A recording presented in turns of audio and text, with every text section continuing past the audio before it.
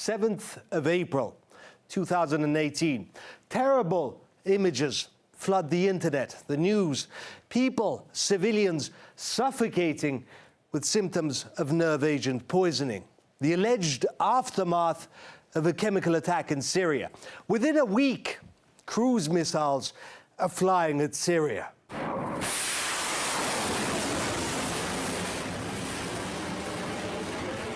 Generally, when you launch missiles at someone, you know they did something wrong. What made this incident so remarkable is that everything happened in reverse. First, they launched the missiles and then investigated who it was that they should have targeted. It took a year for the OPCW to compile a report where they said that they found traces of chlorine, with strong indications that the gas containers were dropped from the air. Done and done. Today's OPCW final report on the 7th of April 2018 attack in Douma confirms chemical weapons used, demonstrating the vital importance of the OPCW's work. This confirmed chlorine attack was only the latest example of the Assad regime's chemical warfare attacks on its own population. Except it isn't done. It's unraveling. 2 whistleblowers involved in the investigation have now come forward alleging irregularities and suppression, cherry-picking of actual findings. The first contested the OPCW's assertion that the gas canisters were dropped rather than placed at the scene.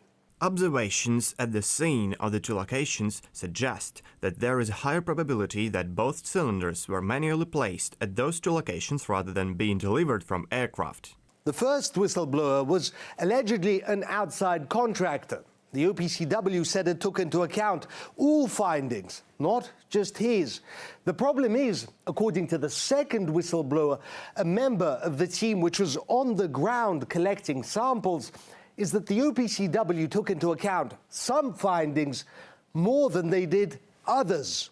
Most of the Douma team felt the 2 reports on the incident, the interim report and the final report, were scientifically impoverished, procedurally irregular and possibly fraudulent. The whistleblower, whose identity is being kept secret for his safety, featured at a high-profile conference in Brussels. And his testimony appears to be much more damning than the first whistleblowers. Professor Richard Falk was there at the conference where the whistleblower spoke. Professor, what pushed him to come forward? What was the gist of it?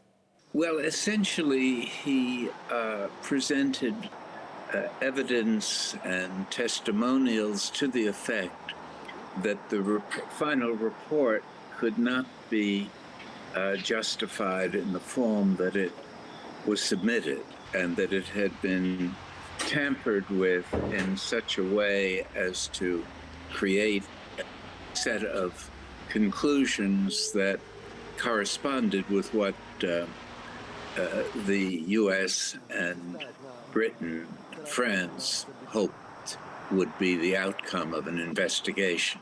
But the evidence didn't support that outcome. Remember the rebel videos we talked about, with victims showing symptoms of nerve agent poisoning?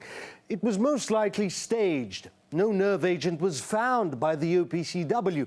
What they found are traces of chlorine. The symptoms of chlorine poisoning are different.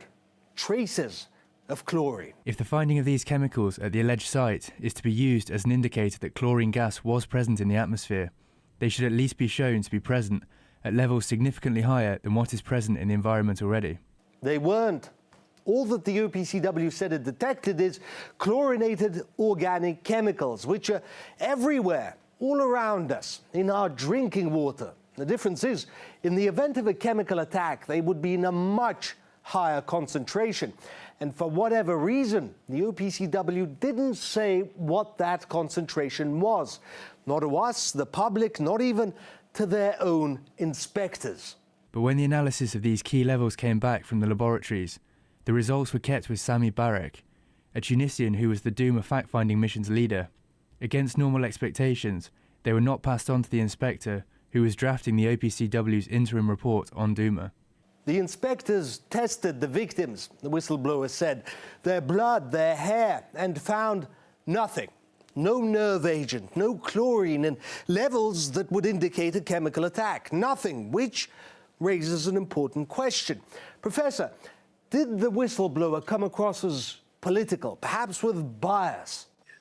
None that I could detect, and he seemed very much like a international civil servant, a technocrat. I think the central underlying difficulty was that the evidence of the gases that were alleged to be used didn't seem to correspond with what the inspectors found, and that there was a discrepancy between the information that was contained in the report about these two projectiles that supposedly had evidence of chlorine being used and the indication that they were placed there and didn't fall there by the means that the report described.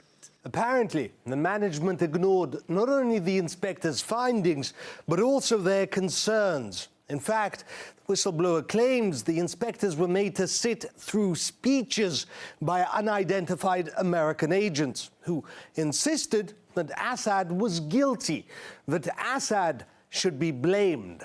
The inspectors left Fairweather's office feeling that the invitation to the Americans to address them was unacceptable pressure and a violation of the OPCW's declared principles of independence and impartiality.